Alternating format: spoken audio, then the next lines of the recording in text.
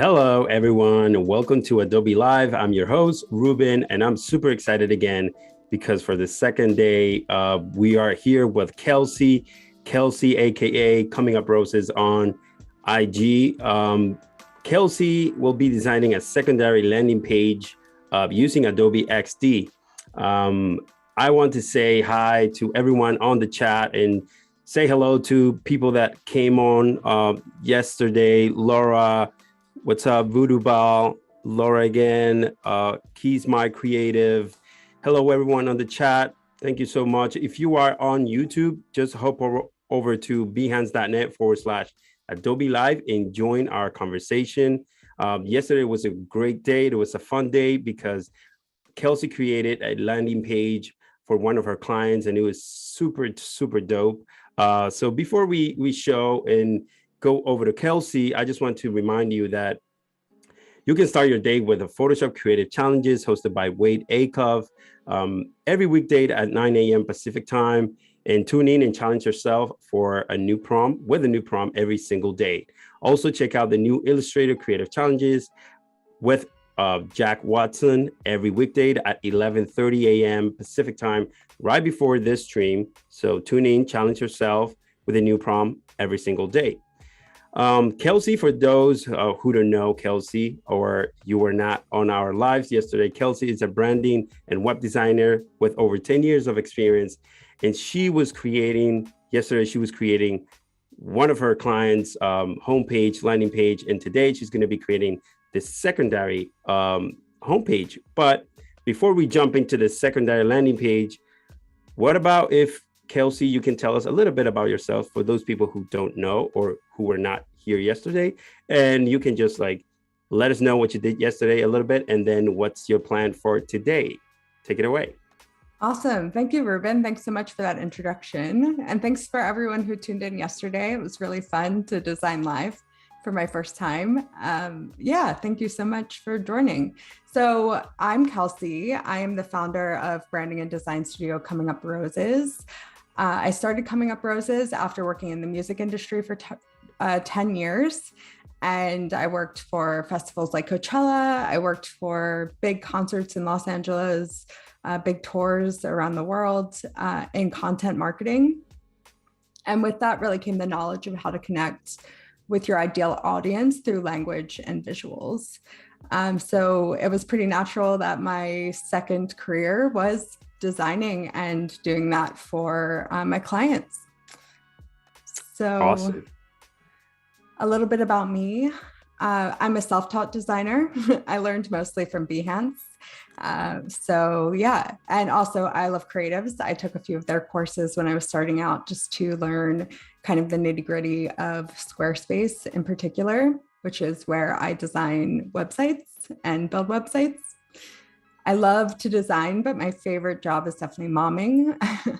I'm a mom to a 2-year-old little boy named Neil. Sorry, just lost my AirPod. I lived in Australia for 4 years. I just moved back in late 2021, and now we're back in the US. And my design style, I'd say, is approachable. I really like everything to be bright, feel friendly, feel warm and inviting. And you can see a bit more of that here. Here are some recent projects I've worked on. Girl Boss is one of them. A lot of digital first brands, a lot of creators. I love working with creators. I think that that's the most exciting thing happening right now is the creator economy. The fact that you guys are watching this is probably testament to you trying to get into the creator economy, or maybe you're already part of it. That's kind of my ideal audience, are people who are creating things on the internet. doing really beautiful, cool things and helping them create their visual worlds. So today we're working with, oh, Ruben, did you have something to say? Yeah, I just want to say that there's some people on the chat saying hi to Kelsey, saying, hey, hello, everyone. I love Kelsey. You have a lot of support on the chat today, so keep it going. Yay. Thank you, guys. I wish I could see it, but hi. Yeah, so today we're working on my amazing client, Cooler Earth Creative. Cooler Earth Creative is a zero waste creative studio by Hannah Tzides. She started the Trashy Collection, and it is where she would collect art on the beach and make art out of it, or collect trash on the beach and make art out of it. So you can follow her on Instagram here at the Trashy Collection. She does incredible work, and she partners with a lot of brands to bring their campaigns to life with trash and art. So she decided to start a new branch of the Trashy Collection called Cooler Earth. And she signed on with us at Coming Up Roses to bring her brand to life. So this is a bit of a taste of it. We went with like really bright colors because she's all about positivity, starting where you are, really approaching the sustainability conversation with positivity and encouragement. So here is a bit about them. So Cooler Earth Creative is a zero waste content studio and educational movement by Hannah Tzides. We exist to create accessible conversations and stories around the future of sustainability, so you can do what you can with what you have wherever you are for a cooler Earth. So, how cool is that? Yesterday, we worked on her first landing page, because she kind of has two branches of her business. There's Get Creative, which is the creative agency, and Get Trashy, which is her art, which I just showed you. So we worked on this landing page for the creative agency side. We built the whole landing page yesterday, and today we will work on the trashy side of the page. So I was starting to lay it out, but I'll delete that now. And yeah, get started. All right. Yeah, that sounds great. Can you zoom in over to the page that you created yesterday, so that way you can show a little bit more of the sections that you created, and then we will take it from there. Great. So yeah, we created a few different sections all around like I said, the creative side, the creative agency side. And this was really to appeal to her audience, who are brands and people who want to hire her to create art for their campaigns.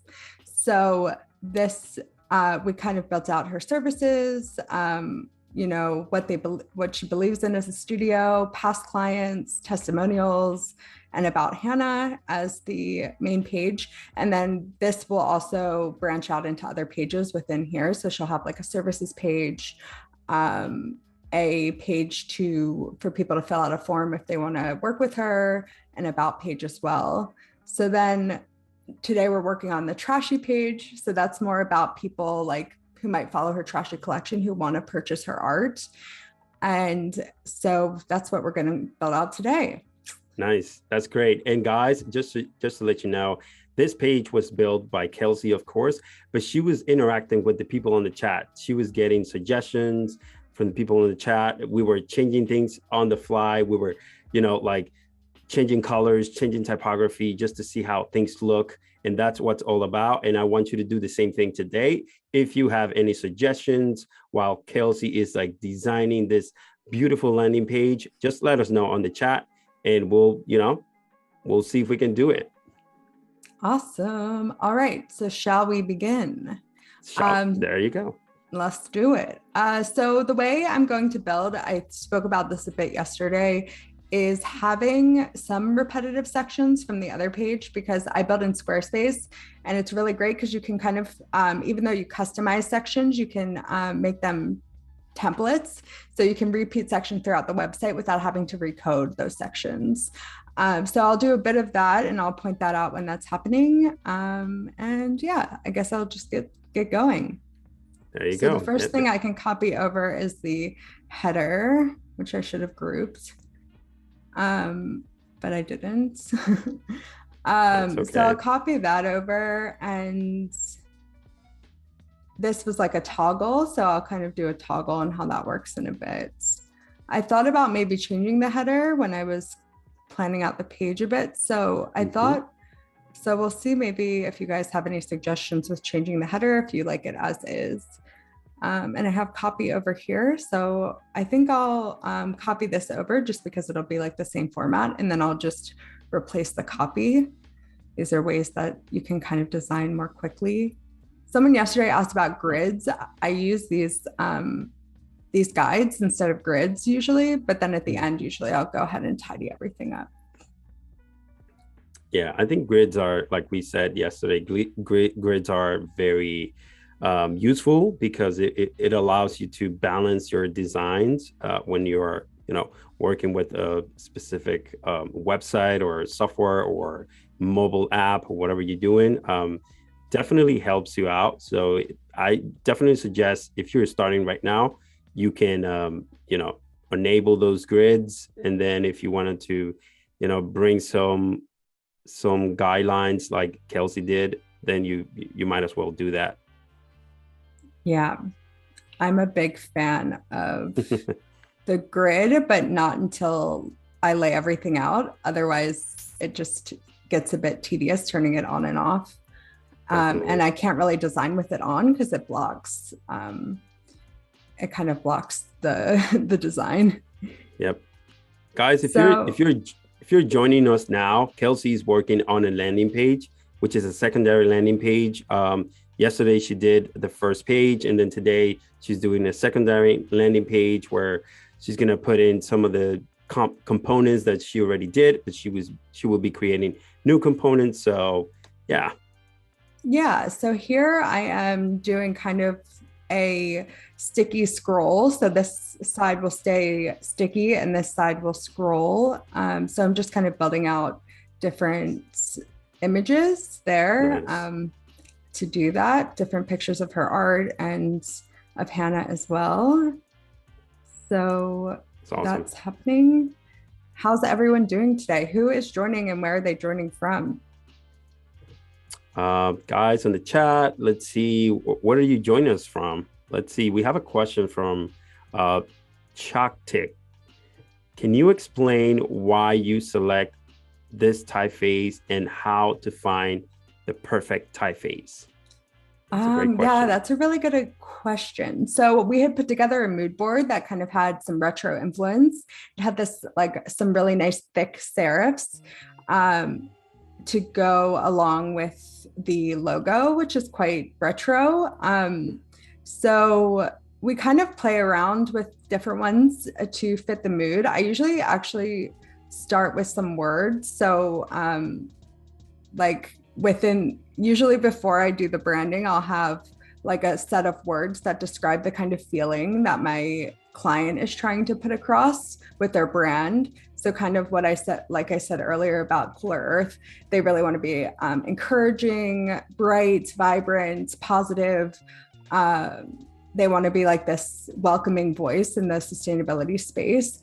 So I kind of put all those words out. Then I create a mood board around those words that portrays that feeling. And then when I go into selecting fonts, it's really about selecting fonts that also have that kind of personality. Because at the end of the day, like color and fonts and language, they're all evoking feelings. So you want to make sure whatever you choose is like bringing that across, right? I wouldn't have used like an editorial font for her because that's not the vibe. Yeah. So I hope that answers your question. Do you provide multiple options, or, when you're presenting your mood boards, like different serif fonts, like how is that process? Or do you, the client comes to you and they're like, I want this Bodoni, typeface, or how does that work? Yeah. So usually I'll stick to like a certain vibe of font within the mood board. And then I'll put a descriptor next to the mood board that's like, we are thinking that the headline will be like a thicker serif. We think that the body will be like a nice sans serif for contrast, so that they know what we're thinking. And then and after we do the mood boards and they choose a direction, then we'll like do a few iterations of different fonts that could work for that mood. It's all about experimenting, right, Kelsey? It's about exactly seeing what works, what doesn't work. I do the same thing for my personal clients. Like they want sans serif font, but there's so many out there, right? And it all depends on the context of the product that you are designing and creating, and then given some options of typefaces and also fonts, using different weights just to see like how that H1 will look like. How about an H3? How about paragraph? What about this, disclaimer text? How is that going to reflect on the design? And then experiment with that. And then, getting feedback from the client and also from probably the users if you're doing some testing and stuff. But then that's what it's all about. It's about, researching first and then, experimenting and, going back and forth. Exactly. Yeah, I think that really works. But having a mood board and those descriptions up front is really important, because sometimes you'll choose a font and they'll be like, oh no, I don't want that. But you can be like, well, that's what you approved in the mood board. So like, let's revisit that and try to figure out where the miscommunication was. I also have started kind of mood boarding out just logos, because a lot of times that's where my clients get stuck, is they're like, oh, this isn't the logo I wanted. But I'm like, but we've mood boarded out like the different types of logo options and you chose this one. So like, let's revisit and see what wasn't communicated there. So just making sure you're over communicative, because honestly, even in like the brand presentations I share with my clients, I always like put it into context. Like I'll mock up some social templates, or I'll mock up some websites, because it's like, they're just looking at a typeface, right? You can't really see like what it looks like until you see it in context. So I really recommend being like overly descriptive. Definitely. With everything. We got people from New Orleans, from Canada, Detroit, Kenya, India. Hello, everyone. Hi. Thanks for joining us. Thanks for joining us. If you are on YouTube, open a new tab, hop over onto behance.net/Adobe Live, and then come here, join us, ask questions. We're here. We're helping Kelsey build this amazing landing page, secondary landing page, actually.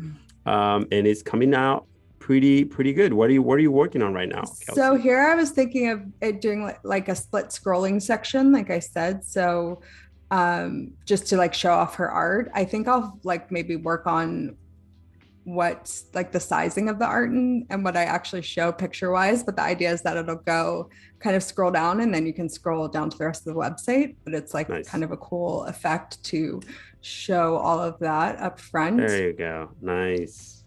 So I'll play around with like what art is shown in the spacing. But next, I think I'll put a marquee, just because. Nice.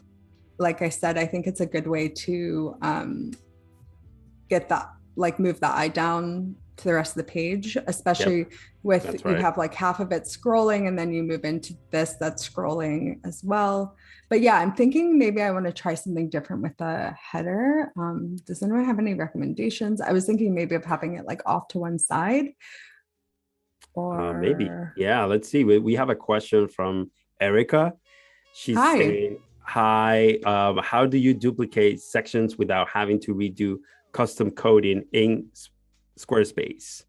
Yeah, so I'd really recommend taking Rach Square Stylist course, because she goes through that in Square Stylist, and that's why I know how to do it. You kind of have to use a selector that's universal to all of the sections that you're coding for. So you can do it in a lot of different ways, but it's a bit complicated to explain on here. So I'd really recommend yeah, that course, if you are interested in custom coding on Squarespace and just making it a lot more of a seamless process. Because the thing is, like, your clients will want to like add pages after you work with them. So the idea is like building a website that can really grow with them, and can scale with their business without them having to like re-engage with you for a new page or something like that. I mean, maybe they will anyway, but the idea is for them to be able to grow their website as their business does.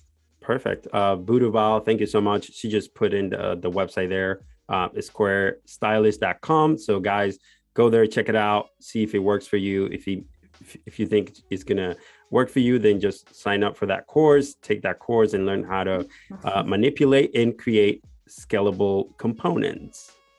Yes, I know a lot of people in the design community have taken Rachel's course, or I Love Creative's course as well.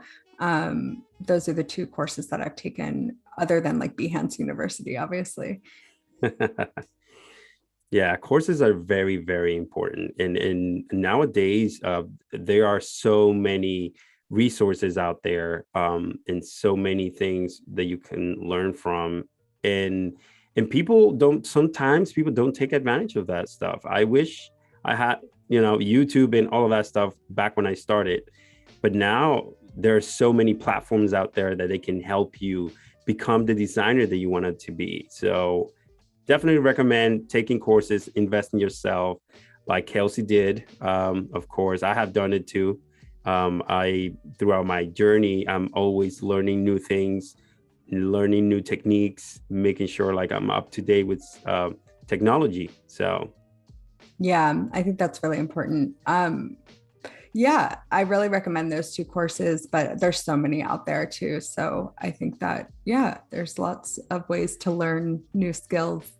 So I think I'm going to keep this here for now, and then I can maybe tweak the image sizing down the line. But yeah, the idea is that these would scroll on one side and then you move down into the next sections. I was also going to maybe work on these toggles so that they work. So I'm going to do that now, make it a component.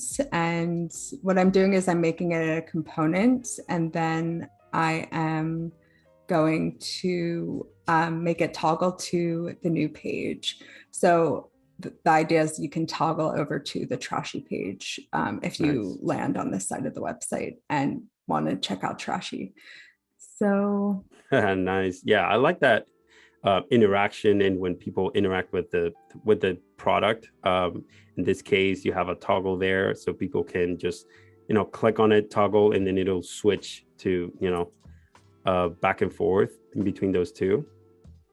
I think that is awesome. Yeah, so then I'm going to prototype it so that when it is creative, it goes to the creative page. So let's see what that looks like. If it works. Let's see if it works. Oh, my face is covering the button.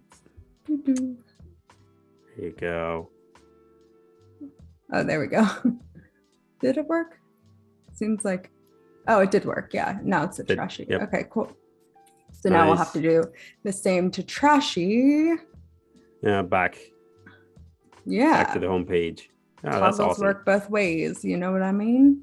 And maybe we can add some color for the second one. Maybe, I don't know. Maybe change that's a good idea. Yeah, we like that, Ruben. Any other recommendations for the toggle state? Let me know. Yeah, we have a question from the chat. Kelsey, what is your favorite project you have ever worked on and why? This is a great question. That is a good question. I'm not sure. Yeah, it is hard. I would tell you. I had the same question asked us. They asked me the same question not long ago, and it was just like pretty hard to answer because you have so many different projects throughout a decade of you producing work, right? So, but you probably something will jump out of you that you could probably say, I really like this one because of X, Y, and Z, or what do you think? Yeah, I think that I'm just realizing that this should be the default state and this should be the toggle state. Yeah, I think Girl Boss was really fun just because I got to work with the I Love Creatives team and I really love collaborating creatively. And it was such a massive project that seeing all the touch points of that project and how big it was and how many stakeholders were involved taught me a lot. It can feel quite siloed when you work alone in business. So yeah, I think I need to redo this. Sorry. That's fine. I think what I'll do is delete the component and redo it.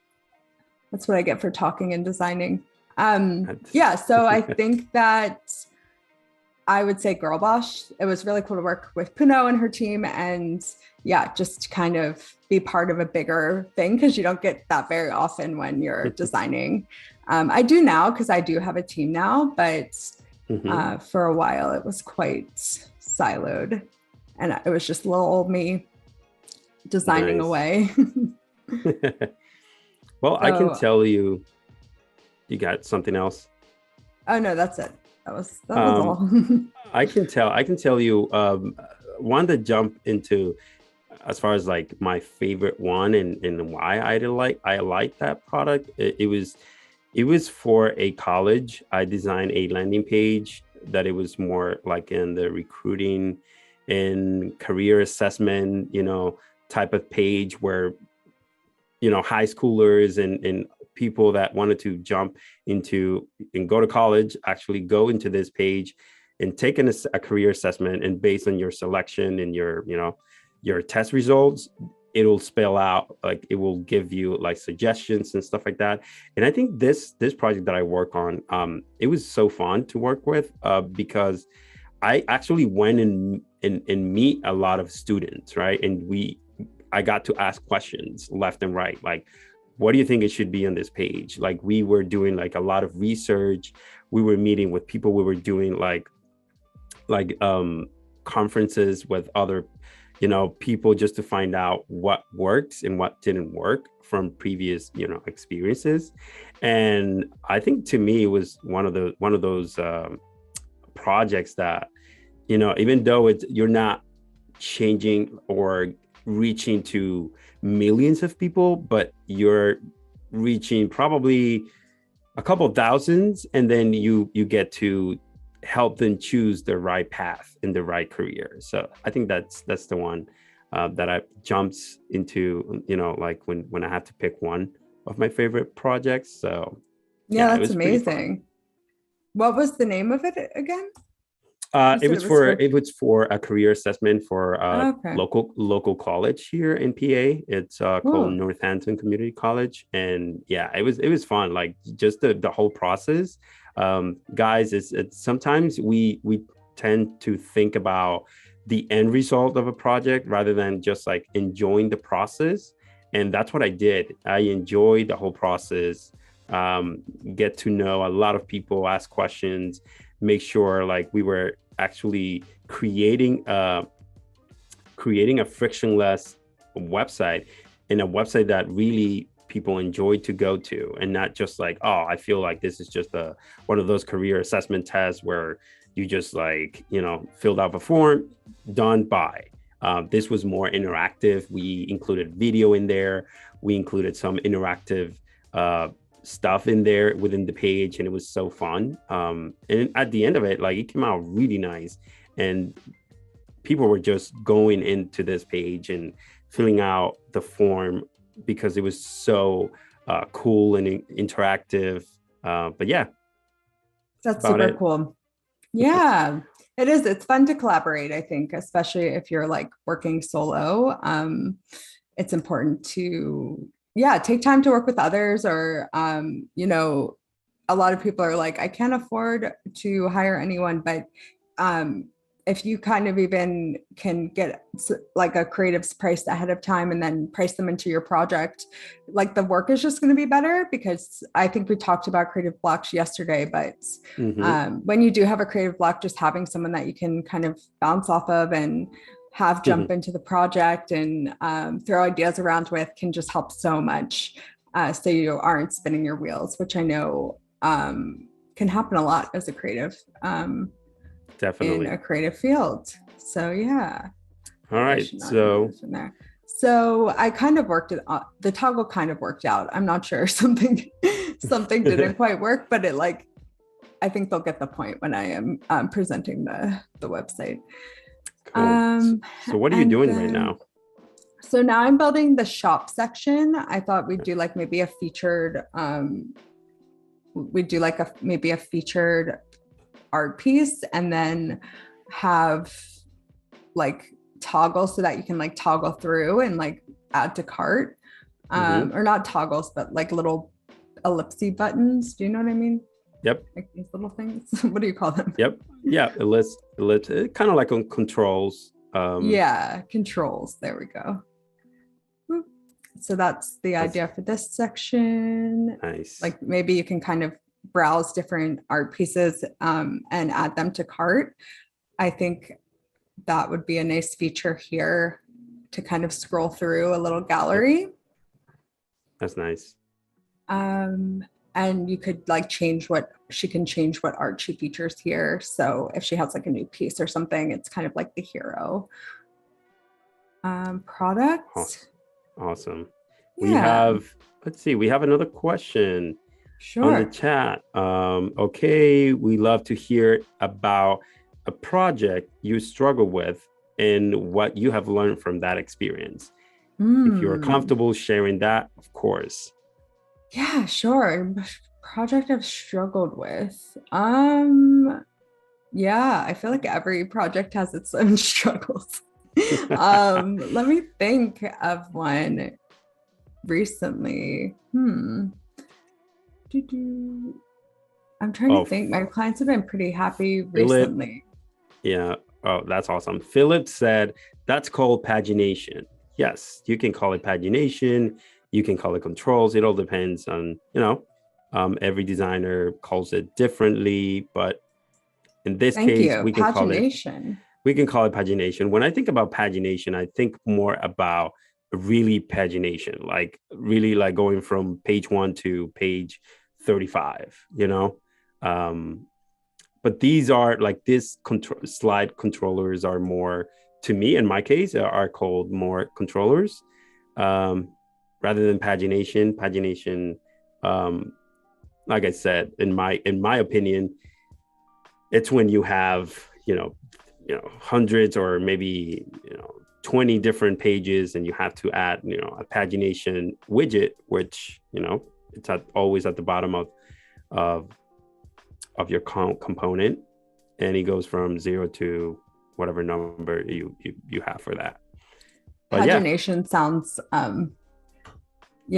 pretty interesting. I didn't know that word. You learn new things all the time. That's what it's all about. I'm just like those little ellipsy things. Yeah, they call it. I was going to say, as far as a project I've struggled with, I think logos are really hard recently. Like for every project, that seems like a pain point, just because it's really hard for people to like see a logo and be like, that's the one. So that's where I'm saying, really put it in context, like go get those mock-ups and like put it on a hat or like a bag or put it on a website, put it in context. Otherwise they're just seeing like some stylized font and they're like, what? Like, I don't know. Sometimes we nail it, but a lot of times that's where the project gets a little sticky. So yeah, I would say logos, but I don't want to like name any specific clients. That's fine. Yeah, but that's guys, also where you can do, I was just going to say where you can do the work early on and like mood board out just the logos to make sure like it's very clear what direction they want to go in before you like commit to doing something kind of custom and then them being like, whoa, this is not what we wanted. Yeah. All right, cool. Guys, if you are joining us right now, Kelsey is working on a secondary page for one of her clients.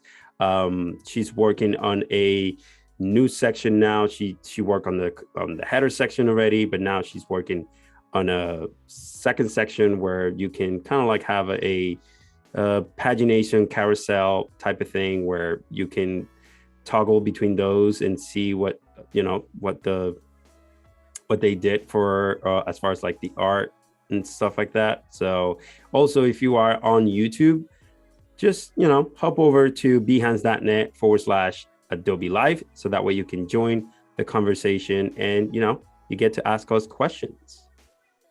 Yeah. So yeah, I think I learn with every project. So even the ones that do feel like a bit struggle city, I'm like, you know what? We learned things, we grew. Yep. We also, the beauty of like working on a project basis is like, once you hand it over, you don't have to work on that project anymore.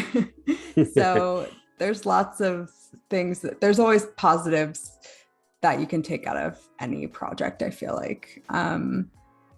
Yeah. So cool. I have another question from the chat. Sure. and it's for both of us. Okay. But I'm gonna let you answer first because I have mine already. But question for both Ruben and Kelsey. Yeah. Who are your favorite designers? We're gonna feature one of them today, so that's exciting. I love Puno of I Love Creatives. She's like a big, just like her whole essence, I think it like goes beyond design. I'm really into people who just are like show up fully and authentically as themselves and then really design from that place. I think it's really obvious when that happens. So she's someone I really look up to, who just has always been doing her own thing, and it works because she's authentic. Nice. So those are two that spring to mind, but go ahead, Ruben. Yeah. Well, to me, I have a bunch, but I would mention probably 2 or 3. I would say, as far as like UX stuff, because I'm very passionate about UX, Don Norman is like, it's just insane. This guy has books, has quotes, and I've been in events with this guy. It's just the father of UX. That's what sometimes they call him, like that. Don Norman is just an amazing designer overall. Then as far as like designers, like Chris Do is like, I follow him like on Instagram, on YouTube. Chris Do is just an amazing designer. He has helped thousands and thousands of designers, like the way he approached things as far as like business, the business side of things, but also as far as like talking about color, typography. He's very passionate about it, and I'm super passionate about that too. Yeah, I love the future. They're such a great resource. Exactly. But I never think of him really as a designer, more of like an educator. But yes, I guess he does design. Yeah, definitely. I mean, like that's his background. Yeah, that's his background, and he's just amazing. Mike Janda as well, as an amazing, human being. He's an author. He's created a lot of like free stuff for the design community, and also has also a lot of courses that help people like us, and like anyone that has to, that want to grow their business, or, the creative business actually. And I just love creative that not only do design, but also, bring more to the community, not only just design and that's it, but they bring even more. They wanted to enhance your skills, and whether it's through business, whether it's personal coaching, stuff like that. So those are kind of like my go-to guys, but I have a bunch of other designers as well, but those are kind of like my main 2 or 3 for sure. Yeah, there's so many awesome ones. Yeah, I'm wondering, do people have favorite designers that we should check out? Yeah, I'm definitely. always looking for new ones. Put it in the chat. What's your favorite? Yeah, put them in the chat. What's your favorite designer? There's people saying that they know Chris, they love it. They're putting like Voodoo Val is putting the future.com team, Chris Do, so they can check out Chris Do. Mike Janda, like I said, it's amazing. And Don Norman, they're just amazing. Yeah, cool. I'll check those out. I don't know them really. Yeah. I have a great comment from Bethany, and she said, I just checked Kelsey's website, and I love her use of metaphors throughout. Oh, She thank waves, she waves together the flower theme through the entire process. There you go. I love a theme. I do indeed. It's probably a little overboard sometimes, but you know, it's cool. I always think it's nice when there's like a theme to a business, so because it makes copywriting really easy. So yeah, thank you. Thanks for checking it out. Yeah, guys, if you want to check it out, just go to cominguproses.co, and you're gonna see beautiful stuff there for sure. So I'm thinking maybe adding some stickers. I repeated this section of Hannah here, and I've just flipped it to the other side. So that's kind of where you can repeat sections, but maybe reverse them. But you don't have to like recode the whole section. It's just a way to templatize that section, and then you can repeat it anywhere on your website and even like reverse the order of it. So that's the plan for that area. Maybe changing the background color to, we haven't really used that one yet. So maybe giving that one a moment on this page. I'm having a hard time with the colors for some reason, but I'll readdress them after we lay it out. So yeah, what did you ask before? Did you ask something before that? No, we're good. We're good. Okay, we'll just keep going. Just keep going. Cool. So the next section is the eco blog. So in addition to selling prints, Hannah really wants this to be a place of resource for people who are interested in living a more sustainable life, maybe people who are interested in living a more creative life as well. So and really educating people about, you know, how what they do on a daily basis can impact the planet. So we are going to build a little section for the blog. Nice. That is great. Let's see. I have another comment from the chat. They're saying that they like Howard Pensky. Yeah, Howard Pensky he's an amazing, you know, like presenter, amazing designer. He is the go-to. Like I met him last week on Adobe XD ambassador meeting that we had, and he was the one that I look up to when I was learning XD back in 2018, 17, I think. I don't quite remember, but I was watching his videos, and then I got to meet him last week, which was awesome, giving us tips, tricks, and stuff that he's, you know, doing nowadays. So he's amazing as well. What is his like design specialty? I think he's an Adobe XD evangelist. Okay, and nice. You know, he knows a lot about Adobe XD, but also he has a pretty range of knowledge on design and, you know, production and video and all of that stuff. Nice. Sorry, I think the gardener's here, so sorry if you can hear some leaf blowing. All right, so I was gonna drag over this press button before I got distracted. Or maybe I'll just copy it and paste it over for the blog. Excellent. So this is like the read more button. This is a UI kit. Fonts. And maybe uppercase. Is that one? Great. What are knurls? So we're just going to do like a little blog area here. I'm wondering if it should maybe be like centered would be better. Oh, blog section. Nice. So we'll group that, do a repeat grid going out that way. Let's see. Guys, check out this magic. Wait. Something is about to happen. So hopefully. Oh, it kind of cut off the W. So let me make that a smaller font. So it's contained. All right, look at the magic, guys. This is just using Adobe XD repeat grid. And this is just like if you have a component and you want to go in expand and add more horizontally or vertically, you can do that. And you don't have to, create each of those components one by one. You can just repeat them on the page or on your screen. Yes. So that's what I love. That's what I love about XD, that it's so easy to use. Like I learned how to use XD within like 2 days or something like that. Yeah.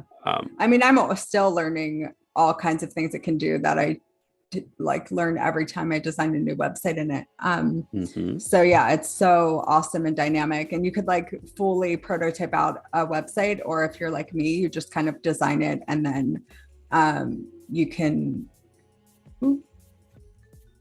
That's right. I mean, it's all about, how easy and how you can create components within XD.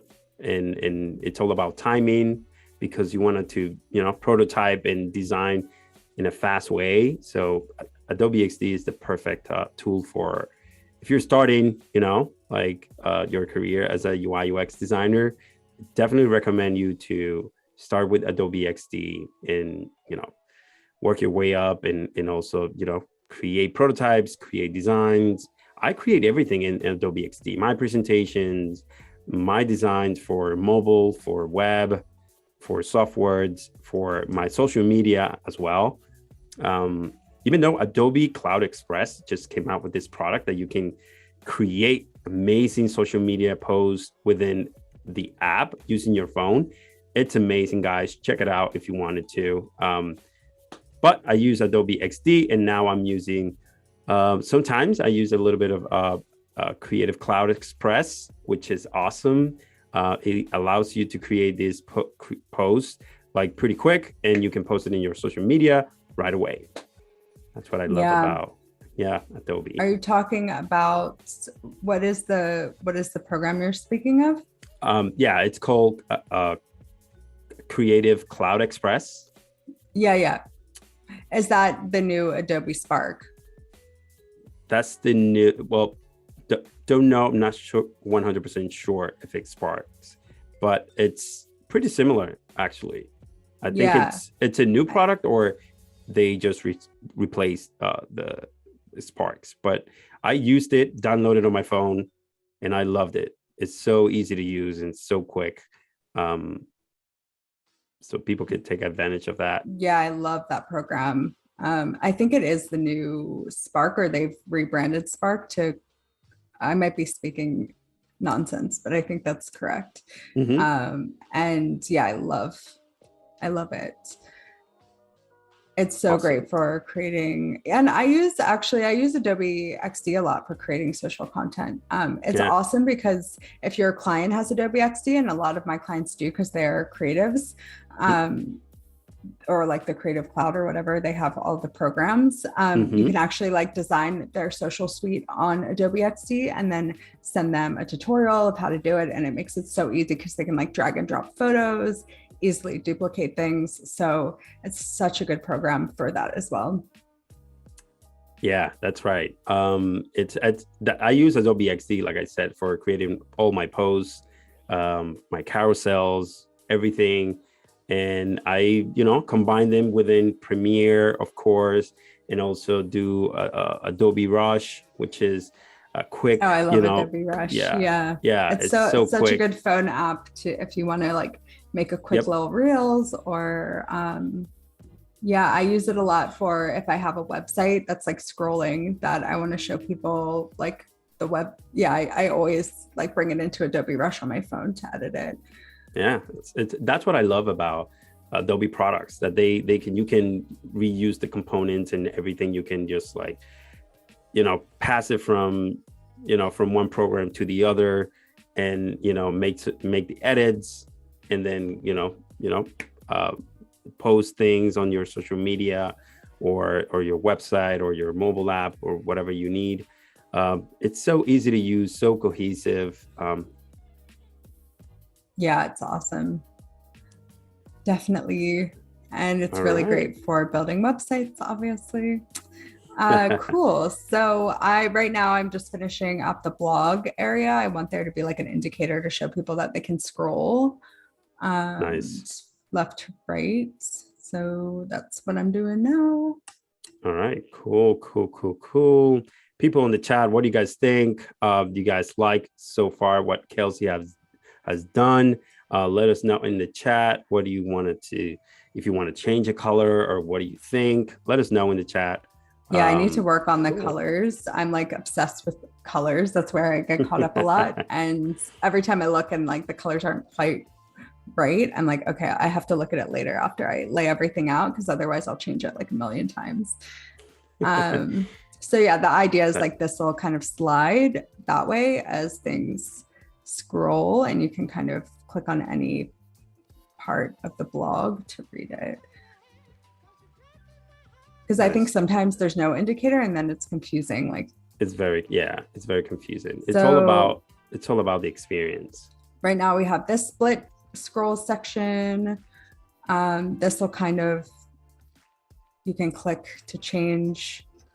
For the purpose of time, I won't like add that as a component. We have this lovely section with Hannah. Then yeah, we have this section which will scroll over as well. Cool. I need to add the scroll. Love the stickers though. Yeah, we need to add in some stickers. That's right. Good call, Ruben. Nice. I was like, what's missing? Stickers. I think we talked about it a little bit yesterday. About stickers? About adding stickers and stuff like that. Yeah, definitely. Kind of like having an offset, I don't know, between components. I don't know. Oh, there you go. Let's bring them over and then people can let me know where I should add them. We have another question from the chat, which is cool. Sure. Kelsey and Ruben, what are some common mistakes you see designers make? You can. I am like all for mistakes, especially early on. I am not like formally trained in design. So I really don't think mistakes are a bad thing. I think that's how you learn. So I don't really look at things that way, unfortunately, or fortunately. Yeah, I don't know. I think we should have more mistakes. Yeah, I totally agreed. I mean, mistakes are part of the journey. You have to make mistakes in order for you to move forward and learn from them and just keep moving forward. As far as like some common mistakes that I've seen, young designers do nowadays, it's just like they don't think about the process. They just want to see the end game. They just want to see the final result rather than enjoying the whole process. And I can tell you this because I was part of that back in 2006-07 when I started my career as a designer. I was just like thinking about the end, result rather than just like enjoying the whole process. But of course, I learned the hard way how to learn how to actually enjoy the process rather than just like me thinking about, the final result and if the client is going to like it, if like, instead of that, just enjoying the whole thing. And I still see people doing that, kind of like looking for the end game rather than just enjoying the whole process. Also, I think people nowadays, new designers, they want things to happen pretty quick. And they want to know how to make a logo within, a week. And that's not how it works. So people need to be patient. They need to be patient. I think maybe a mistake for me is like not showing up and like being really afraid to like put yourself out there. I mean, if you look back at my designs from a couple of years ago, like, they're terrible. I mean, they're not good at all, but people still hired me and I still got my start. I might not have been charging as much as I am now, but just like you kind of learn from that scrappy phase of like putting yourself out there and getting feedback and learning. And if you don't put yourself out there, you're not giving yourself a chance to do that. So I think that like perfectionistic tendency is probably the biggest mistake. Just put yourself out there. Like there's something for everyone. And like, if your design style isn't getting the traction you want, like give it a year and maybe you'll be on a Adobe Live. You know what I mean? It's like, exactly. So yeah. And that's literally just because I show up consistently. I've cultivated an audience. And yeah, it's literally just momentum. So getting started is just do it, you know? And also like reach out to people. I've made so many cool internet friends who have become connections, who I've ended up working with. And that's another thing. I think people like stay behind their avatars or their work, like putting yourself out there, I think is really important, and connecting with others because it's fun to do. Yeah. Definitely, especially us creatives, right? Like we know we have, introverts and people that, don't like to be in front of people or don't like to be in front of cameras, or, they're extroverts too. So it's all about connection and just like, learning from everything as much as you can. We were not born designers, we were just born little babies, and then we somehow got into design, whether because we were good at it since we were little, because we have a tendency for look at colors and layouts and stuff in a different way, but also people train themselves to become amazing designers, and it's all about perspective, and it's all about like the desire and the passion that you put into what you want. So it's not impossible. It's just like it takes time to get better with time. Yeah, I think that's a good point. Yeah, exactly. Like I don't know if anyone's ever read The Artist Way. I like loved reading that when I first started out because it really encouraged me to put myself out there and just realize like don't compare your like work today with someone else's work who's been at it for 10 years or someone like Chris Do or something, like he is a master of what he does. And you can be a master of what you do, but just keep going. I think just it's a great point that you brought up, that people just compare themselves. And I can tell you myself, I used to do that back in the days. Of course, once you mature enough, you learn that you have your own style, your own way to do things, and people, you're gonna find people that are gonna criticize you, and that's okay. I mean, that's their perspective on you. They don't have, they're not you. They don't know what you've been through in order to get you where you are right now. And comparing yourself to others, it's just going to hurt you. It's not going to hurt the other person, because you're trying to be like them, and it's impossible. You're not going to be like them. You're going to be you. And that's what's good about being unique and being you, that you will come up. There's so many different styles and so many different, ways designers and creatives, like how they can be, right? And it's like when the Apple website came along, everyone was just doing the same thing over and over and over and over, but it was just a trend, and a trend just like comes in and goes by. Since we were talking about trends, what do you think about trends? This is a topic that I really like, because I have some people that they follow trends and they want to, but I'm not a big fan of trends. Trends, they come and go, and that's it. And then you keep, Yeah, I mean, trends exist for a reason, right? I think people like they do come and go, but I think like everything that comes after is just a result of what's come before. So because my background's in music, I always think about like David Bowie has a quote that's something like, all of my music is basically just like an amalgamation of like all of my inspirations, right? So it's like he was influenced by whoever came before him, who were influenced by who came before them. Right. And so if we look at music now, it's a result of rock and hip hop and all of these things coming together to make something beautiful and new from your own voice.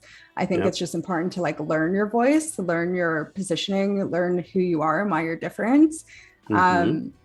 Learn the trends and then make something new. So I'm like, embrace it all, you know, but make it your own. No one's 100% original, and anyone who tries to make you feel bad and like you can't design because you aren't original enough is just, I'm not into it. Yeah. And it's just like that book, Still Like an Artist. It's just an amazing book that I recommend always. I recommend it on my social media, by Austin Kleon, and it's just amazing. That book it's just it tells you like Still Like an Artist, like everything is kind of like invented, but what you do is just, you kind of like see something that you know, I get inspiration from everything. Like I'm like from a book, from a billboard, from a poster, from, you know, from something your that kids, I saw. probably. Yeah, like exactly. It's an amalgamation of all of these inspirations. Exactly. So yeah, I think a lot of people can get down these holes of like they copied or they're not good at it. It's just like, don't put your energy there. Put your energy into like making something really unique and cool that you feel good about. And there's no world that can exist where something's completely original. Everything has some particles of some experience that you've had or something you've seen. So yeah, obviously stickers are really trendy. So I'm like doing trendy things all the time, but I'm like remixing it in my own way, hopefully. And you know what it means? Like when you use a trend that is coming up or something that is happening, if it makes sense for the context of the product that you're creating, then use it, you know, in your own way, of course. But don't just like copy a trend and then all your products will be the same, you know, like I've seen designers, you know, grabbing that Glasmorism, you know, effect and putting it on everything. And it's just like, you're not doing anything differently. You're just like copying and pasting the same thing over and over and over. And then a trend is just a trend. It's going to go away. And then whatever like particles still exist, you can maybe grab it for a specific project and put that little spin to it. And, you know, you probably created something new. And that's how trend become trend. They were probably a past trend that came out, you know, 5 years ago, but now somebody created something new out of it and now it became a new trend. You know what I mean? And it's a whole cycle, right? Yeah, totally. Yeah. And I think also if you're just starting out, like kind of learning by doing things that people have already done, like not straight up copying, but like that's how you find your style, is like trying someone else's style. So I don't want to like shame anyone if they feel like they are being too trendy or copying. Like as long as you're not like selling it as your own work, it's fine. All right. Yeah. So what are you working on right now? So now we're doing like a little newsletter section, which is her newsletter around like sustainability. So she's going to have a newsletter that she sends out to really educate people about how they can make an impact in their own lives, like in their own area. I don't know about you, but like to me, it can be really unclear about like what's recyclable and like how to just like make a start. Like I'm back in Los Angeles right now and man, there's trash everywhere. And you're just like, where do I begin? You know? So it can also maybe be like a place for community people in certain areas of the world to meet up and start cleanup. Cause that's the coolest thing about Hannah is she is like someone of action. You know, she goes out there, she cleans up trash in her free time. She makes art out of it. She's just like really walking the talk. So she's going to really inspire other people to do the same and hopefully make the world a cooler, greener place. Yes, that's a great initiative. It's so cool that she's doing this. You know, like I'm from Dominican Republic originally, and one of the influencers over there started an initiative similar to this one actually, where she was going into, she was going into the beach and she was just like putting herself out there and just cleaning cleaning the whole thing, like, Yeah, that's what Hannah like does. plastic, yeah, going in and grabbing, like in inviting people to actually come over. I'm going to be there tomorrow at 5 a.m. We're going to be there. We're going to, with trash cans or whatever, and we're going to pick everything up. We're going to make the beaches like clean again. And she started this movement, and people were just like fond of it. Like people were just enjoying going there because the news, it got up to, the news, and everyone was just going there, wanted to participate. And a lot of beaches from Dominican Republic got cleaned up because the initiative she had. Yeah, that's amazing. I think that that's so cool. And that's similar to what Hannah does in Detroit and around the world. And she's really trying to help brands do better as well, because I don't know about you guys, but there are so many brands out there saying that they're doing things that aren't. So people like Hannah are really here to make sure that they're actually doing those sustainable actions and not just saying that they're doing it, which unfortunately happens a lot in the world of consumerism. I love what you're doing there. It's so nice. I love simplicity. Look at how that looks. Guys, what do you think on the chat? Thanks. That's beautiful. The combination of those colors, the greens. Yeah, it's nice. Works. I'm like, should we add stickers to to make it more? We could. Hectic? I mean, we could. Why not? Why not? Why not? It's your free space. It's your show. You can do whatever you want. Let's do it. And then after that, I'll go ahead and tidy everything up and like just get it ready for the client, because it's one thing to design, and then it's another thing to just make sure the file is really nice, not only for the client, but also for the developer. Great point. See, guys, Kelsey is empathetic. She's thinking about the user, the client, the developers, engineers. She's thinking about everyone. And that's how you're supposed to be.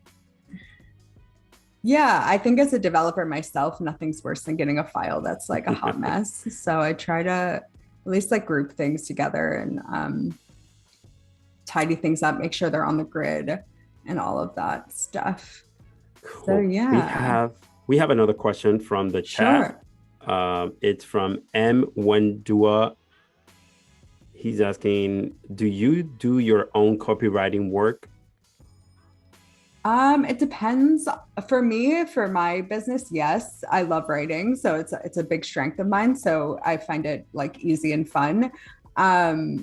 For my clients, no, they either do it or sometimes if budget permits, if they want in the proposal, I sometimes include a cost of like a copywriter that I work with. His name's Sean Binder. I work with him on some of my bigger custom projects. And like, again, anytime I work with another creative, I just get their rates, I price them into the proposal, and I make sure they're available. So it's actually a lot easier to collaborate than you think. You don't have to do it alone. That was like my biggest lesson of 2021, because I was so burnt out. I was working with so many clients and just felt so, just like way overcommitted. And then I was like, oh, I can like outsource things and just price it in. And it really helped me do better work and not be overwhelmed, because when you have your own business, you're doing so much. You're doing the accounting, you're doing the social media, you're trying to sell all the time. I built a course last year that I did. I have products. So there's just so much I'm doing that having other people work with me on, especially with development, because that was taking me so long, was like such a godsend. I can tell you, and being honest, copywriting is hard for me. I mean, to me, it's an art, like how you can, like copywriters, like how they do that and, create sentences with the right language, you know what I mean? With the right, they know how to say it the right way that, triggers, the user's emotions and like makes them do something. I think it's an art to write. I wouldn't say I don't know how to write. Of course I do know how to write. It's just like, it's really hard, copywriting is really hard. It is hard. Yeah, it is hard. That's why people do it for a living. I think as Yep. designers, we often are like, oh yeah, I can wear all the hats. I can like copyright and I can develop and I can design and I can also run my own business. Like, don't do that to yourself. That's like a one-way ticket to burnout. I know from Yep. experience. So yeah, definitely see what you can outsource and like price in and like also your clients need to understand that that's not a one person job either. Like Yeah. a copywriter isn't the same as a developer. So if you're doing all of those things, it's definitely um, a sign of needing to outsource. I guess it's another mistake I see a lot of people make in the beginning is like not just feeling like they have to do everything and like not making that investment in their business. I know it can be hard when you're just starting out because you need money, but Money. I Yeah. wish I had outsourced a lot quicker, like sooner, because I think I would have scaled my business a lot faster. Faster. Yeah, that makes sense. Yeah. Totally sense. I have a question from the chat here saying, how does one find a copywriter to work with?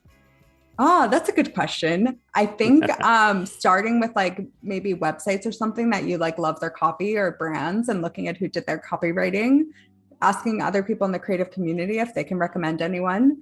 I work with Sean because he used to work for I Love Creatives and I like love their copy, obviously. And I just think he has a really good cadence and yeah, he has an approachable kind of way of talking. And a lot of my clients come to me because they like my approachable design. So it's a good synergy. So I think just like, again, being really clear with the kind of client you're trying to attract and therefore the kind of tone that you're wanting to set with either your brand or that they'll probably be trying to set with their brands. Yeah, definitely. In my case, I do have some friends that are copywriter and I use them for specific projects, but I also have outsourced on Upwork.com. I have found some great and amazing talented people as far as like copywriting and stuff like that.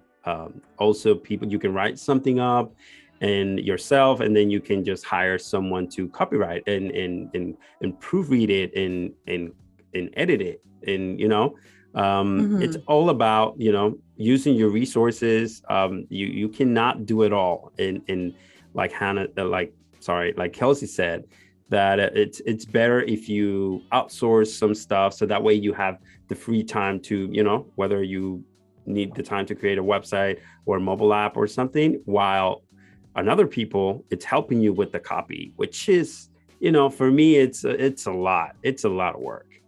Yeah. I mean, strengths and weaknesses, right? Like I find copywriting really fun. I don't do it for my clients just because it's another job and it shouldn't be done by me. But for my own brand, I find it really fun. But then again, like sometimes for my own brand, I find designing really difficult because I just spin my wheels. I'm like, oh no, I can't like design for myself. It's too stressful. So that's when I will maybe hire a junior designer to even like help me with some templates for my own business, even though I'm a designer.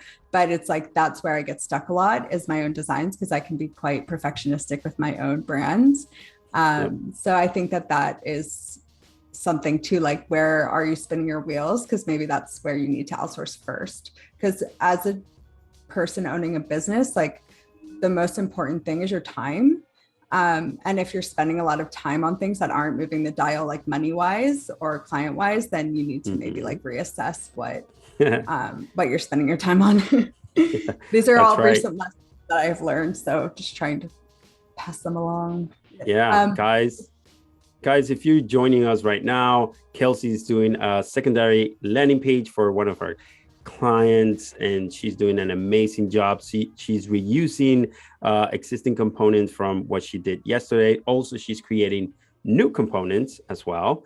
And if you are on YouTube, on YouTube, please hop over to behance.net/Adobe Live so you can join the conversation.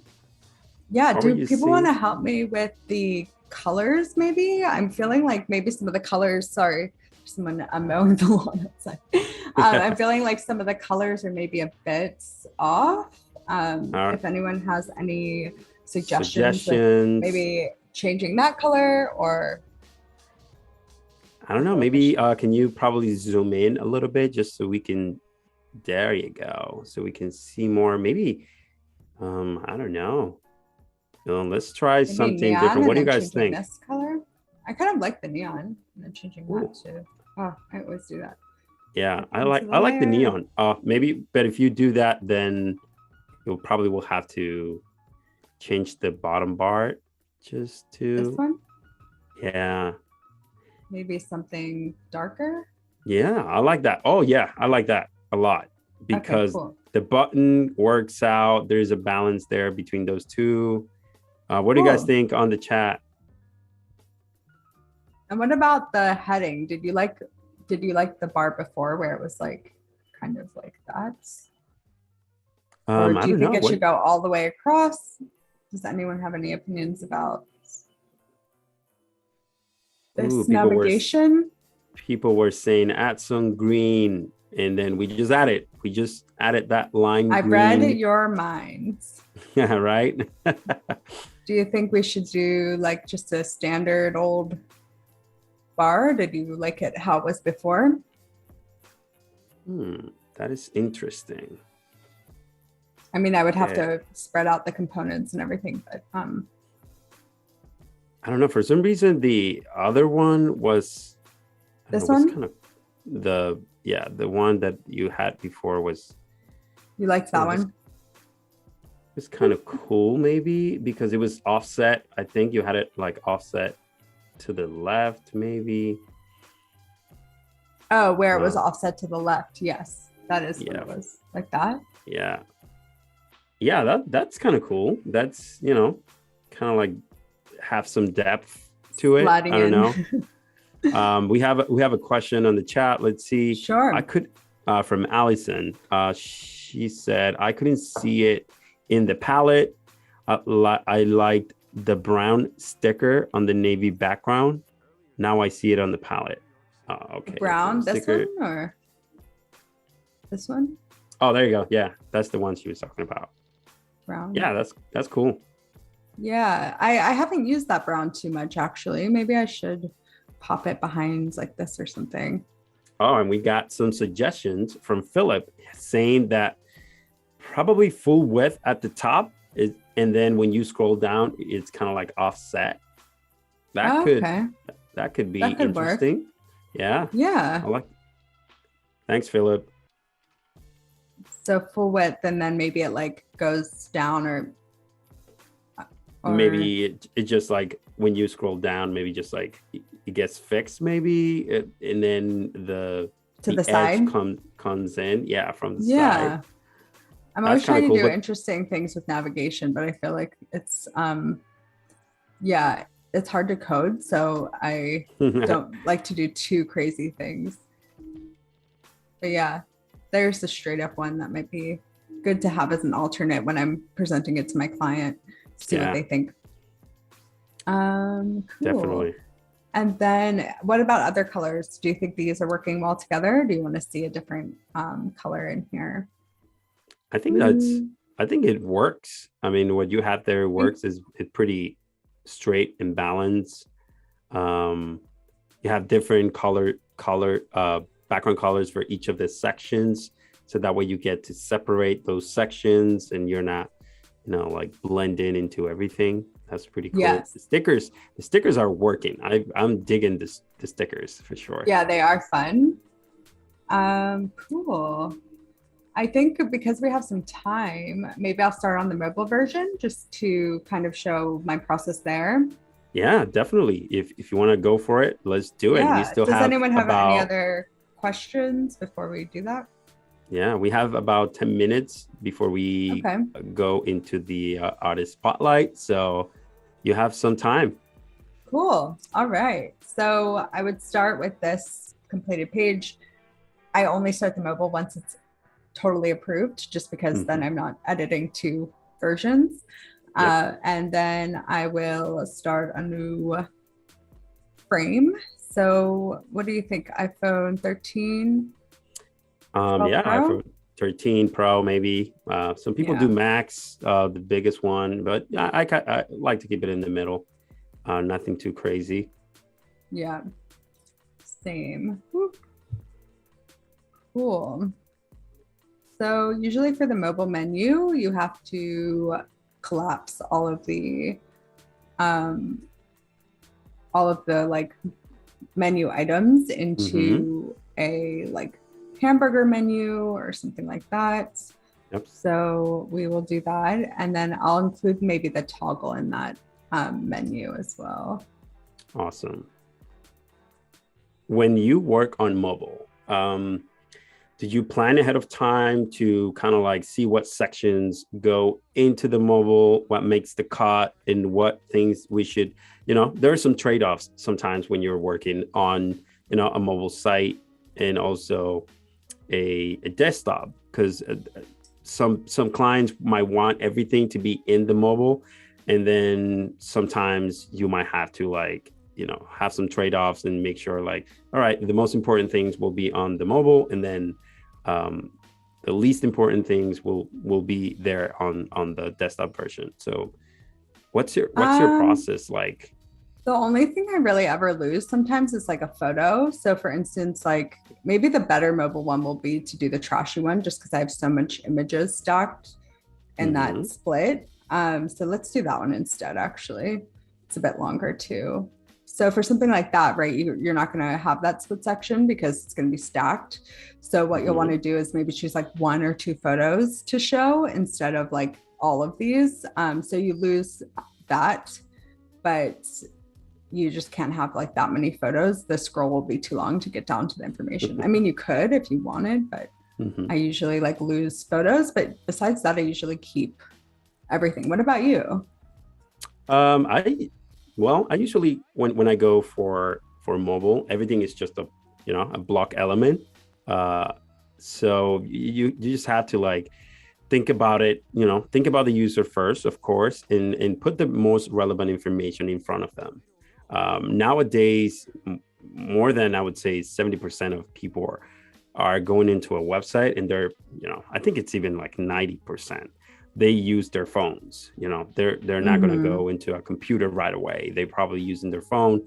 And, the most important information, this is why information architecture is very important, because when you have a great architecture on your website, it just works. It's just like, you start breaking things apart and then put the most relevant stuff on there. You want to save that real estate for something that matters, not just, if you have a website that has so many different photos, you're not going to put all the photos in there, because it doesn't make sense to make the user to go down and scroll down endlessly. You want to make sure you give them what they want right away.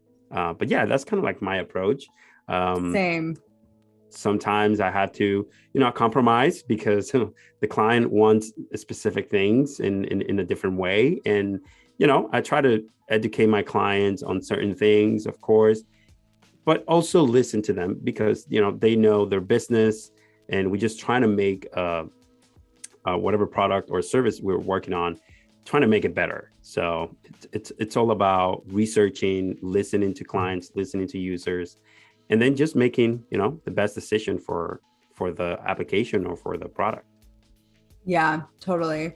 I think I often will redesign certain sections based on, if it is a lot of photos, maybe I'll have like a scrolling section instead, like a kind of like this or something, just so that they don't take up so much real estate on the phone.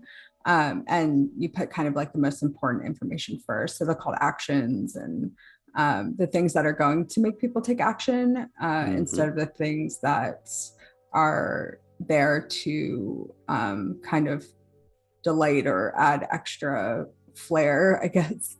And then I always make everything smaller in general. So that's what you're seeing now. Usually there's a bit more of an art to it, but because of the limited time, I'm just like guessing the sizes of letters, but or fonts, but usually I like actually calculate the difference. Create a different, like what I do is I create a different type scales for the web, and then I do another type scale for the mobile. Same.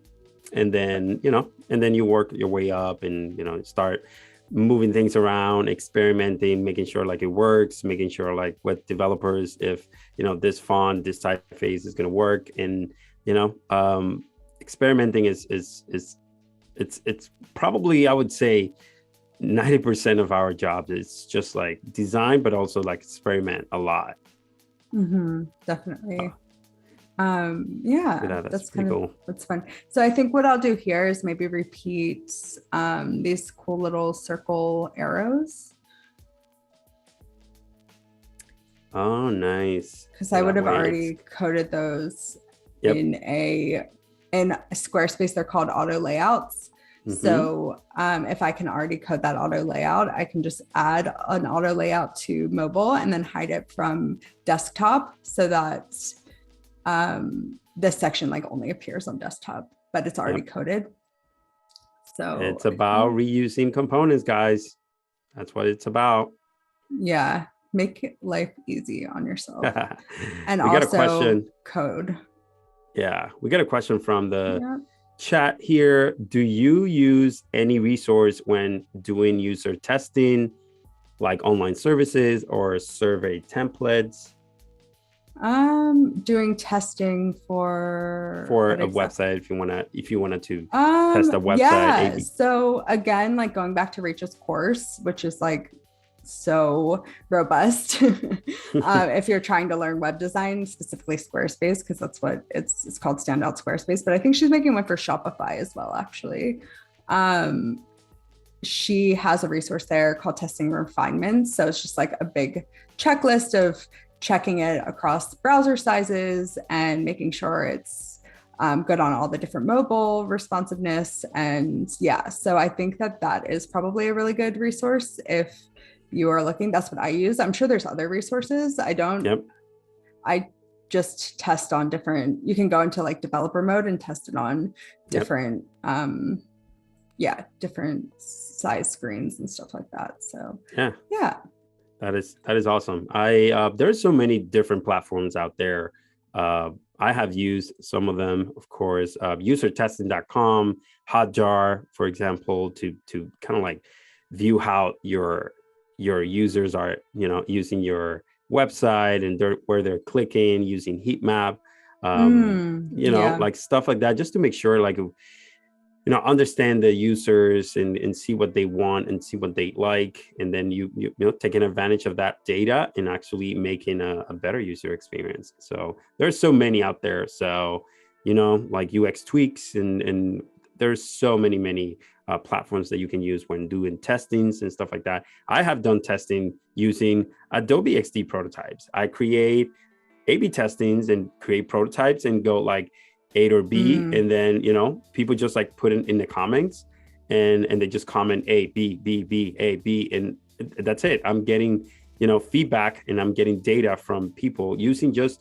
prototypes, and I have done it using Adobe XD. So there you go. Yeah, that's a great point. There's definitely a lot of ways to do it, but I always include like a month of support after my client launches so that if something does come up, we can be on hand to help. I think aftercare is really important for clients, just because things can come up after a website launch. There are easy things to miss or just things that happen. So it's good to offer that as part of your package.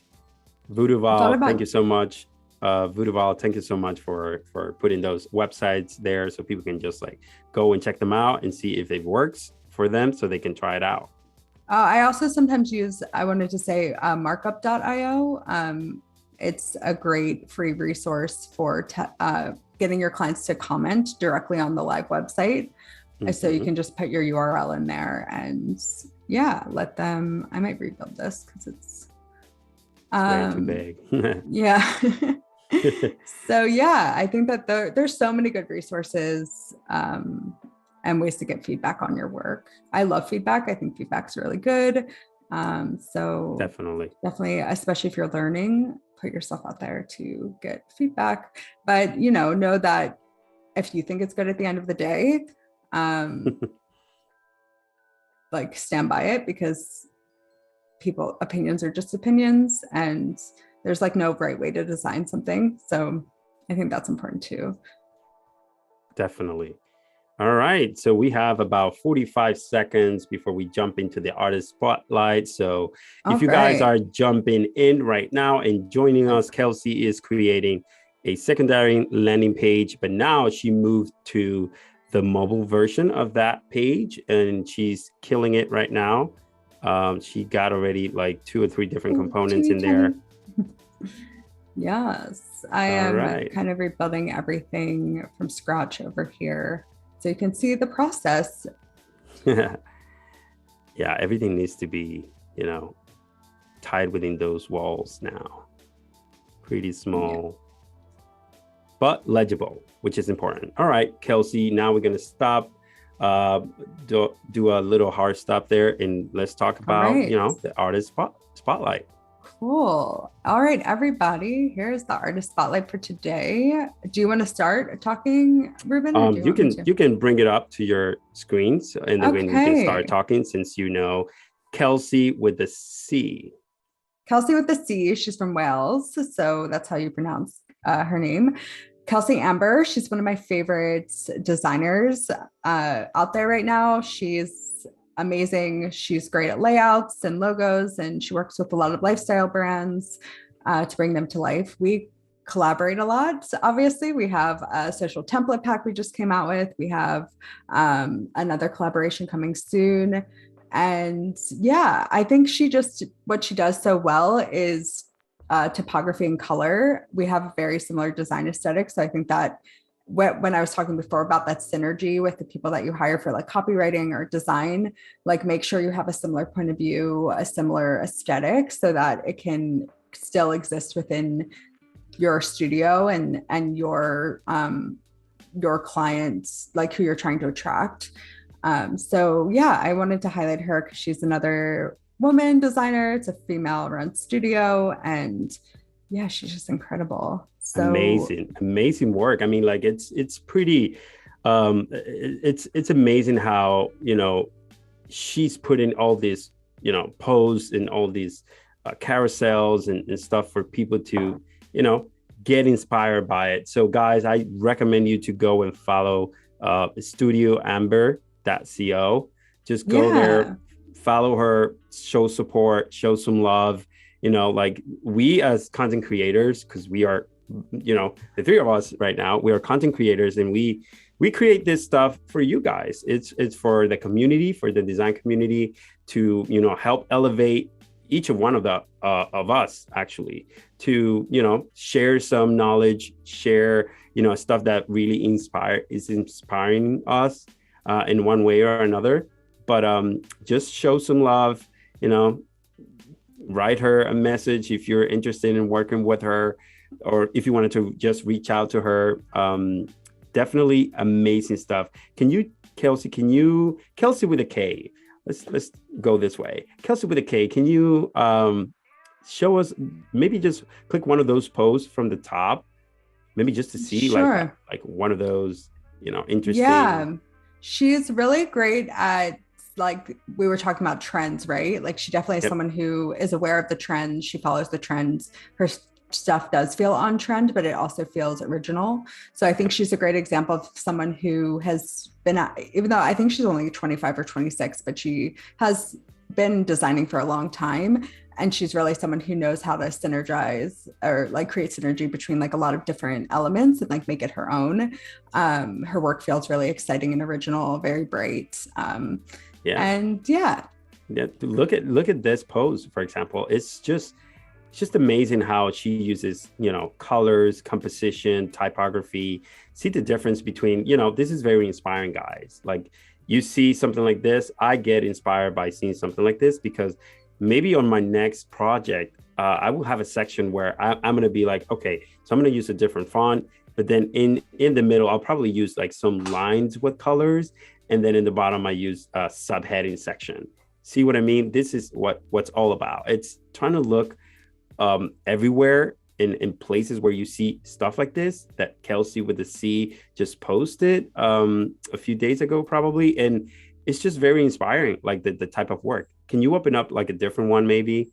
sure. Yeah, she has a lot of different work. So we can look at more of her recent stuff. She also is someone who her work often goes to the explore page. So that's really great to see. Like if you could post consistently, like this one is something she did recently. And I think it has like 6 or almost 7,000 likes, just to show like anything you create. Like this was a passion project she whipped up, I think she said in like an hour, and it got on the explore page and it got 7,000 likes. So it's like, that's what I mean when I'm like, put yourself out there and just create and try things out, because you'll end up getting traction, and people will notice and want to work with you if you are looking for more clients. Yeah, definitely. And guys, like, like I said before, content creators like us, we produce these work, we produce these carousels, we produce all these posts and everything, and we put it out there for people to get inspired, not just to get likes or reshares, or it's just like for everyone just to consume that. Look at how beautiful that looks, the strokes, the small, the little details, as the typography, the way she uses typography. Look at the night, letters, the H is kind of like stressed out, but it's just beautiful. And that's what we need to support each other. We need to go follow her now. I follow her right away as soon as I got her linked in her ID on Instagram, and I was blown away with all the stuff that she has put together, and that's what it's all about. So show some love, show some support, and yeah, that's great. Awesome. Yeah, she's someone who really knows how to use simplicity, not over design. So she's a great reference and just a great person too. I'm sure she'd love if you said hey and liked her work. All right. Cool. That's great. All right. So let's get back to work. So we were on a mobile version of the secondary page. So Kelsey mobile marquee. Yeah. What's happening in the chat? Is anyone, do people know Kelsey with a C? This happens sometimes. It's like, will not let me move this. Oh, there we go. Yeah, people are just saying the same thing I said about the age. The age is a bet. That's cute. The age is a bet? Yeah, it's it. One of the posts, the latest post that we had from Kelsey with the C. Oh, yeah. He had the night, and then the age was extended, and he looked like a bed. So. Nice. Yeah. See, clever. we were talking about perspective, and I didn't see it as a bed, but then Becca saw it as a bed right away. Mm-hmm. So look at that. Yeah, but that's clever because it's called nightcap. Yep. So maybe that's right. Maybe that's intentional. Yep. Maybe that's intentional. I'll ask Kelsey. Cool. So something like that for mobile, maybe a different color.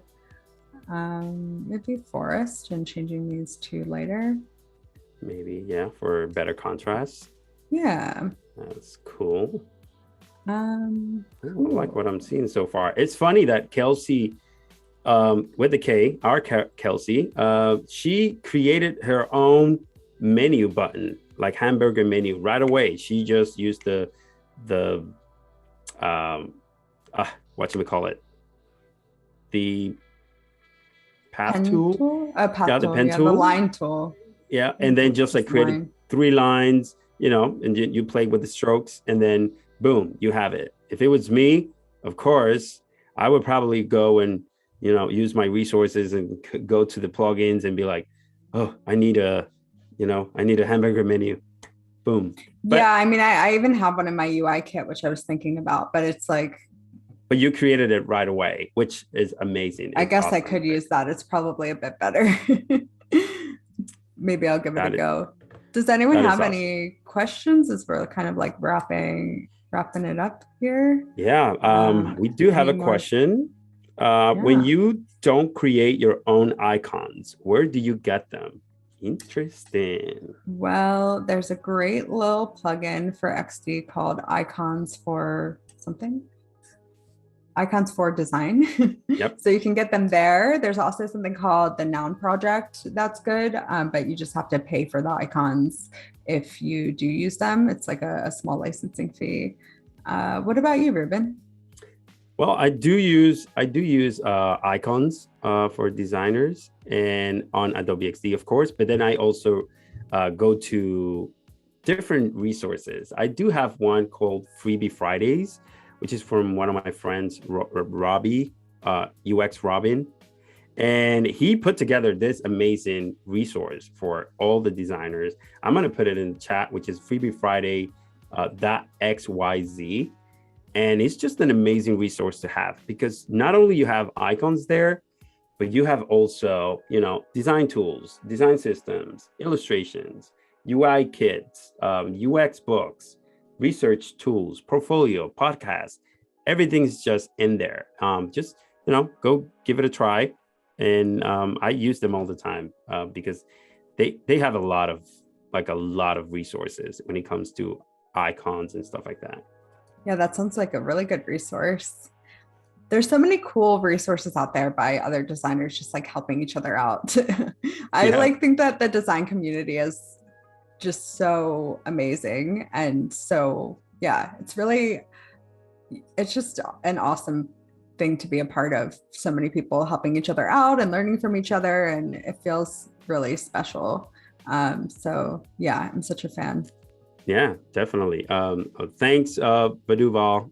You just posted his Instagram, which is ux.robin. And then, I posted the website that he put together himself and put together all these resources for, everyone just to, enjoy it, take advantage of it.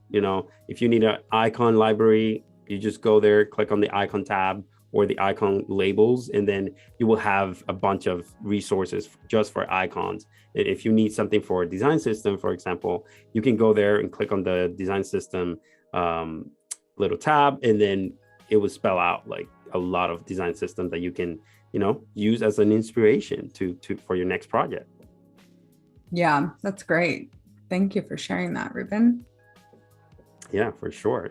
So right now I'm just centering things. I'm kind of moving things around. Mobile's always kind of annoying and finicky because it's so small. So you're trying to fit things, but also be oh, that looks too small. And then you have to adjust the size.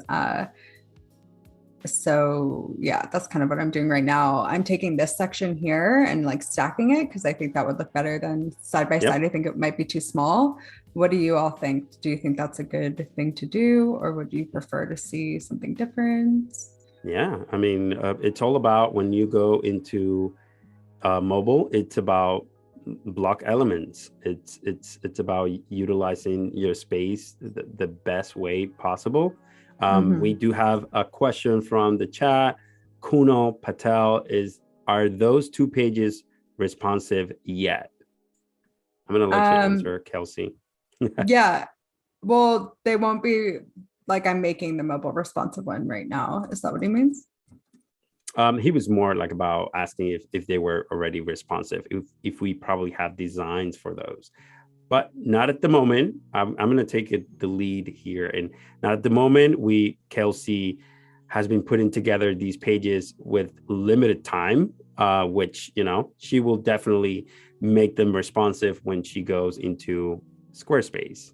Yeah, but I don't double up on the time in XD. I kind of just lay it all out. Sometimes I'll add hover effects and things like that. But for the purpose of time, I'd rather make things responsive within Squarespace rather than making them responsive in XD and then going over to Squarespace and then again coding for them to be responsive again. This is really about visuals, making sure that the client approves of how everything's laid out and making sure the copy and the images and everything fit. And then everything else is kind of on the developer side. So that'll all happen within Squarespace. Yeah, excellent. You see, she's on top of her game. She doesn't need to, for example, for the purpose of this live, of course, we're just putting things together as we go. And she has done a phenomenal job, putting these pages together within, a few hours. And then, like she said, she's gonna then make them responsive on the development part, where, the client will see this and kind of approves it, make some changes, tweaks, And then what Kelsey will do is make sure that it's responsive across all the devices when she's on development, in the development phase. Yeah, and the good thing about Squarespace is it'll like automatically make things responsive a lot of the time. And then, you'll just have to do like little tweaks here and there with things like, say this box is like custom coded. I have to like custom code it for mobile, which is always fun to do. Do like a whole new mobile version of the website. That's right. I remember like when we used to create mobile sites, and it wasn't a responsive site because we didn't have the technology back then. So we had to create just a simple website, going across 1960. I think that's what it was back then. And then we will have to create a mobile site separately. It wasn't responsive. It was more like a jump. Like your phone will recognize that it's a mobile, and then it will bring up the mobile website. Right, that makes sense. Yep. But then nowadays, now we have responsive design, and we have better codes and technology. So a website can definitely reuse their components and just like resize to the viewport. That's right. Yes. Yeah, right. Luckily they make it pretty easy. I don't know where that element just went. It disappeared. I'm trying to like finish before. We probably won't finish the mobile version before and before this is done, but you're doing way more than I expected, which is awesome. Yeah, cool. Does anyone have any other questions before we wrap up about design or business? Let's see people in the chat. If you are joining us, or if you want to recap and just like watch Kelsey, design the first landing page that she did yesterday, just, you can go ahead and go check them out on the Adobe live page and just like go and check it out. See part 1. And then after that, you can just like, come over to the second one and just to kind of like have the full picture of where we started and now where we are, at right now. Yeah. So there's certain things that on mobile, like you just have to kind of change around, but certain things will be responsive. Like this text, for instance, I forgot the welcome. We'll just like resize for mobile within Squarespace. Okay. That is awesome. So you have probably like you have 2 components already in there. Awesome. Yeah, I've realized the colors are different though, which won't really be good because then I'll have to code the background colors differently. So maybe I just update this to be the same as this. Sometimes that happens too. If I like something on mobile, I'll like change it on desktop. So that looks good. All right, we have another question from Philip. When you export this for clients, do you give them a PDF or you just a long document? I do this awesome thing that XD lets you do, which is sharing it. You can add them or you can share. And when you share, you can generate a link. And then they can literally just use that link and play the website. So they'll see like basically this version of it. Yes. So they'll be able to see this and they can comment as well. So that's what I do usually. Otherwise, sometimes if they do have the Creative Suite, I can add them as a user and they can like make comments directly in the file. But typically I send that link and that's a really nice, easy way to do it. Yeah, definitely. I definitely love that feature. I use it myself all the time. I create different prototypes for, stakeholders or the clients. And also you create prototypes for designers. And then also you can create prototypes for developers when you're doing the handoff, right? Because they can just like go and click on things and see like the paddings, the color, the hex colors, They see the typefaces and the font sizes, and they see everything in there, and it's just a way to collaborate with other team members as well. Definitely do that. Oh, go ahead. Sorry.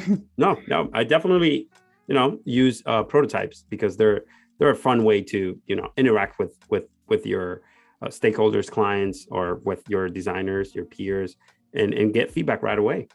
Yeah, I love prototyping for developers too, just to make sure that they know about the specific like animations or movements I want. And then if it's not something I can like prototype quickly in Adobe XD, because that can be quite time consuming, I will just like link to another website that has that feature and say like, in this section, I wanted to do this, and they'll understand what features I want. Awesome. Yeah. What do you do for something like that, Ruben? I don't remember the last time I used a PDF to send a website. I think before, XD, I was using other platforms that allowed me to create prototypes. And then based on those prototypes, I'll send the links out there to the client or stakeholders, and they will, make comments and stuff like that.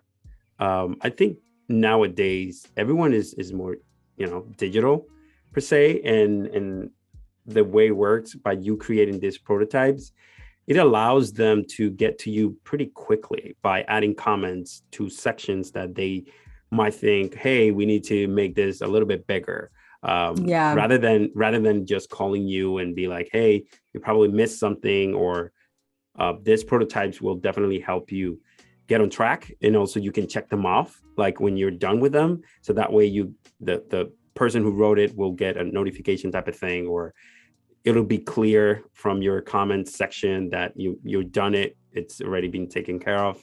So I think it's very fascinating that you get to do that, not only for the stakeholders, but also for other designers and also for developers. Yeah, totally. There's so many good tools. I don't think there's any like specific right way to do it. It's just like what's the most time efficient for you. Because I think I said this before, like your time is really important as a designer and a business owner. So if you're spending a bunch of hours like adding cover animations and stuff to your XD file, when you could just like link to something, or just do it in like leave direction, or do it if you're the one developing your website, like where you're adding the hovers. So it's not necessarily cutting corners if it's like you're the one developing too. So that's why I mostly just like use this for design. Sometimes I'll add little like toggle and hover effects for the client to see, and then I'll just jump right into develop. Nice. What about like for getting those assets out of the Adobe XD? What do you do? Like if you started, development process, how do you go about that? Yeah. What do you mean getting them out of Adobe XD?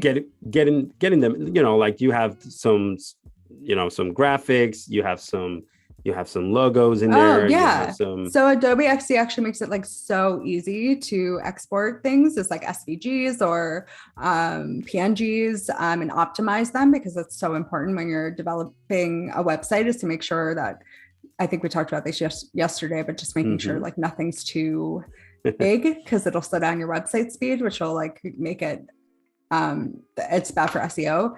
So yeah, I definitely use XD for like making sure all of the images are the right size. I have all my SVGs, like these stickers.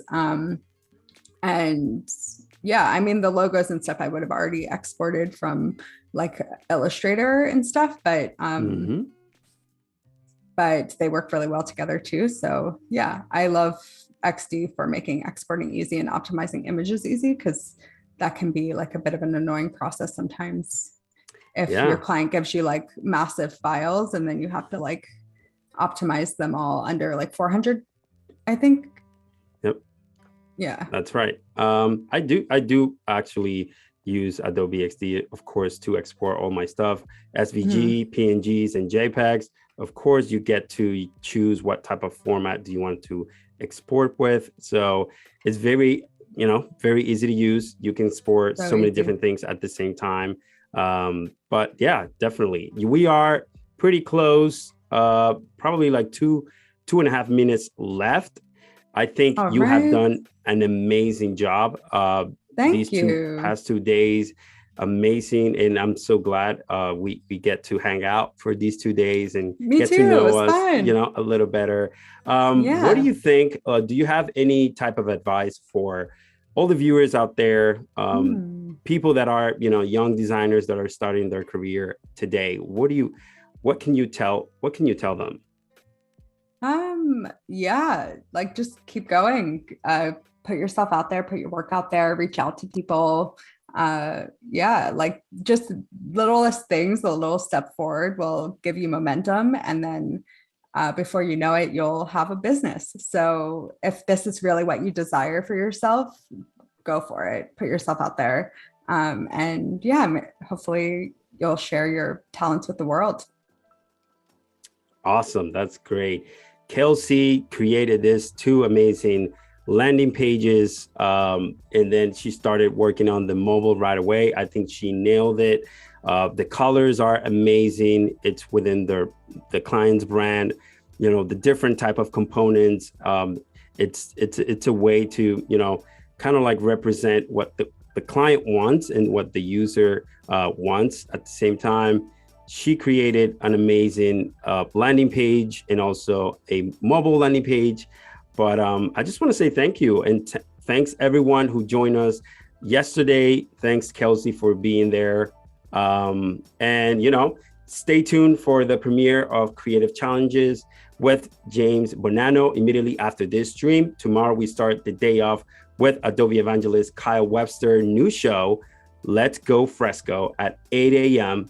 Pacific time. Thank you so much again, and bye-bye. Bye. Thanks, everyone. Bye-bye.